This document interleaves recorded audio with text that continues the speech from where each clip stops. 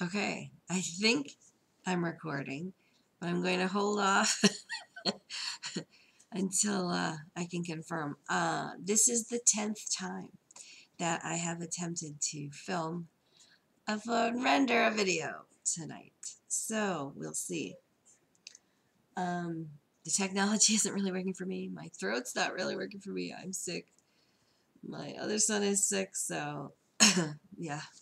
Sorry, but I still have a vlog to do, so lots of things to catch up on. Um, I have been sick and getting worse since Sunday, so I wasn't able to go to rehearsal tonight. I don't know if I will be well enough to have any kind of a voice to be able to sing. I mean, like if I went to sing right now, I'd have to sing alto. So, yeah, I'm not looking forward to missing any of next week, if that happens to be the case, because that would be a year, and so that's only one of the reasons why it would mean a great deal to me. So I'm hoping that that all works out. I had been talking about kind of slowing down on this channel, or just different ways that I was wanting to correspond. I do have another I call it a private channel because I just use it to have correspondence, and I'm not going to be making any comments on videos under that name, so that it will remain unknown to people who don't write me on that one. For this 27 months, I'm wanting this hiatus. So, when I told one person about it, they were thinking, what do you mean you're going to have a 27-month hiatus? As if to say, what would you come back to on your channel? I'm not totally abandoning it. There's actually 2 series I was wanting to start. I can tell you about those in a minute. And then, people are always wanting to know, why 27 months and what's going on and stuff. Well, there are a lot of family responsibilities and commitments and educational ones and moving and jobs and family health, and then there's other personal commitments too. Between all of those, that's why I'm giving it 27 months, which brings me to a particular date that I feel comfortable with. And then there's also an aspect of it which has to do with vulnerability. So that's why I'm going to be starting these series, because they really aren't ones that I'm going to have to attend to. I mean, one more than the other, but I'm going to kind of do it in a way that I won't have to exactly put myself out there in that same way. There are 2 trusted, and I'm so grateful for, Orthodox brothers who are willing to help me with this channel, as far as keeping track of people who need to have questions answered, and to help me stay on track, because there's this vulnerability thing I'm talking about, which is why I'm going on to that other channel for a period of time.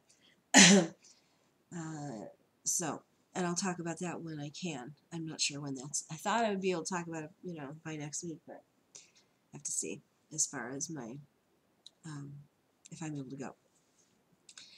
So the 2 series have to do with, one of them is a Baha'i issue, and it is Ruhi, but I'm also comparing it with, or contrasting and comparing it with core curriculum.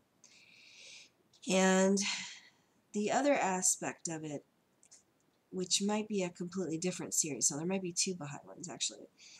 This other one is the one that people, the Baha'is, particularly are always, saying regarding the Baha'u'llah is the return of the spirit of Jesus, okay? And there are 2 particular books. One is by William Sears, called Thief in the Night. And then this other one is called The Search for the Messiah.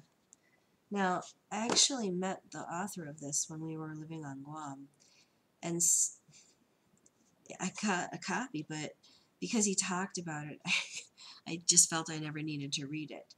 And I think reading it now again, pardon me, would be kind of interesting because I doubt that I draw the same conclusions that I, you know, as a Baha'i.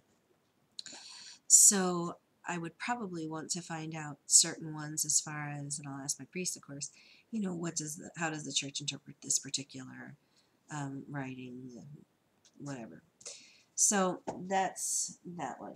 Then there is one that's related to icons, but it's not exactly icons, but it's going to be kind of a comparison between art and icons.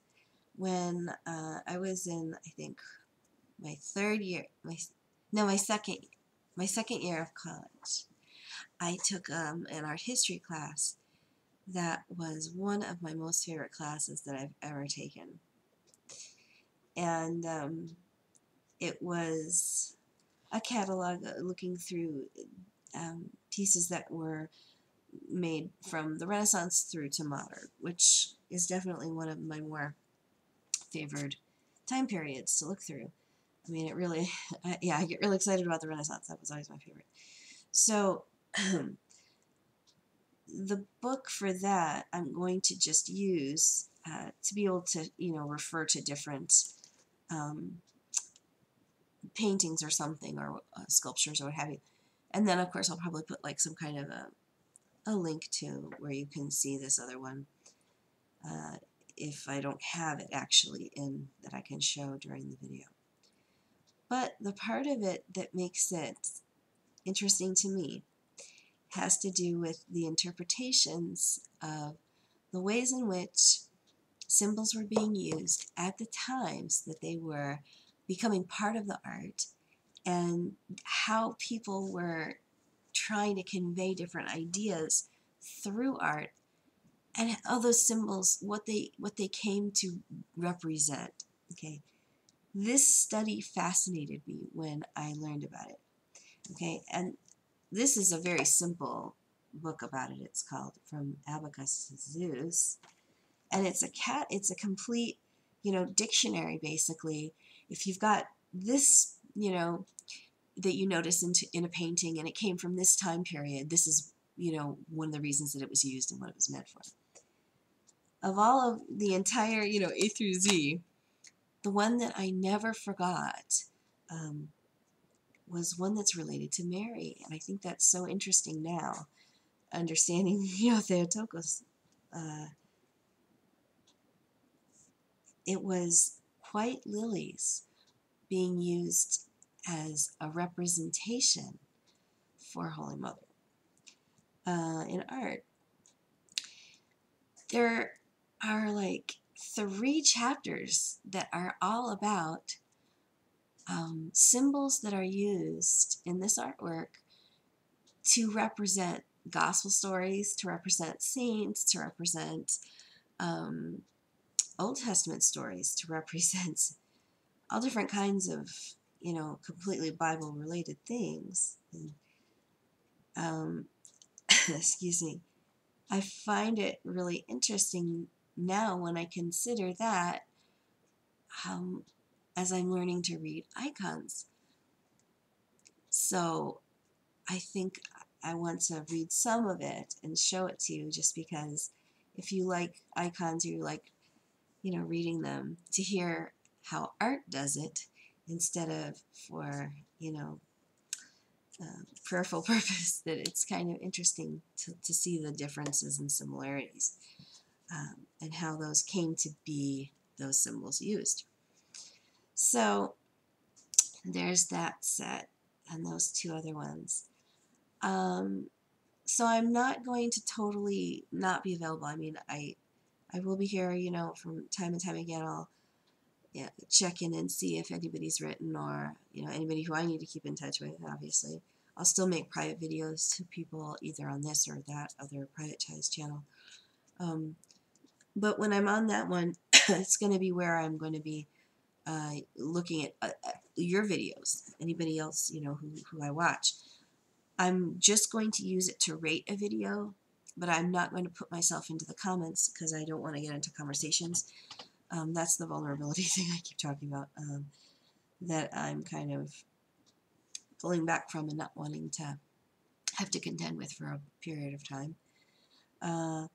So that, what was it? Oh, that from time to time, I think there will be maybe like every couple of months or so, just a quick vlog just to catch you up and see how you guys are doing too, that I would put up here on this channel.